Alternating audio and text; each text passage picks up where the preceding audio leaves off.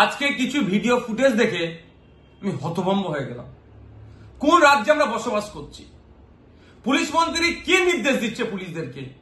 যেভাবে হবু টিচারদের সাথে আজকে পুলিশ আচরণ করলো, এটা কোনোভাবেই মেনে নেওয়া যায় না।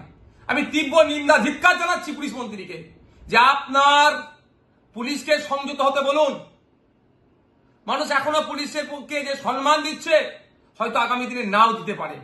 আমরা চাই না পুলিশ কোনোভাবে অসম্মানিত হোক, কিন্তু যেভাবে আজকে 2022-এর টেট পাস পরীক্ষার্থীদের যারা ইন্টারভিউয়ের জন্য যারা আজকে পরিষদ ভবনের দিকে এগিয়ে যাচ্ছিলেন দাবি নিয়ে যে ইন্টারভিউ করতে হবে, দ্রুত ইন্টারভিউ এবং মেধার ভিত্তিতে নিয়োগ করতে হবে, তাদের উপরে যেভাবে ঝাঁপিয়ে পড়লো, এটা মেনে নেওয়া যায় না। 2017-এর পরে 2022 5 বছরের বেকারত্বের জ্বালা, তারপরে ইন্টার পরীক্ষা দেওয়ার সুযোগ পেয়েছে টেট। 2023, 24, 25 শেষ হতে চলেছে, এখনো পর্যন্ত ছেলেগুলোকে, হবু শিক্ষক শিক্ষিকাগুলোকে ইন্টারভিউর জন্য ডাকা হলো না।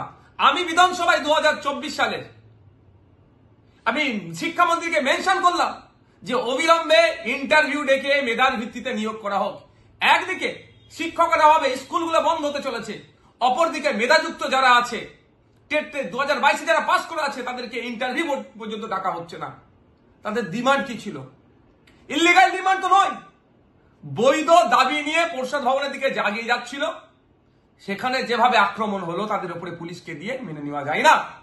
আসলে শিক্ষা দপ্তরের ব্যাপারটা নয়, রাজ্যের অর্থনৈতিক ভান্ডার শূন্য হয়েছে, খেলা মেলা করে হাজার হাজার কোটি টাকা উচ্ছন্নে দিয়েছে। এই শিক্ষকগুলোদের বেতন দেওয়ার কোনো জায়গা নাই, সেই অর্থনৈতিক পরিকাঠামো দুর্বল, এই জন্য এগুলোকে আটকে রেখেছে। এটা মেনে নেওয়া যায় না। আজকে যেভাবে পুলিশকে লেলিয়ে দিয়ে টেট 2022 পরীক্ষার্থীর উত্তীর্ণ পরীক্ষার্থীদের উপরে যে হামলা চালিয়েছে, এর জবাব বাংলার মানুষ দেবে, ওই শিক্ষিত পরিবারগুলো দেবে। বিভিন্ন রাজনৈতিক দলের কাছে অনুরোধ করব, রাজনীতি করার অনেক সময় আছে, এখন ঐক্যবদ্ধ হতে হবে।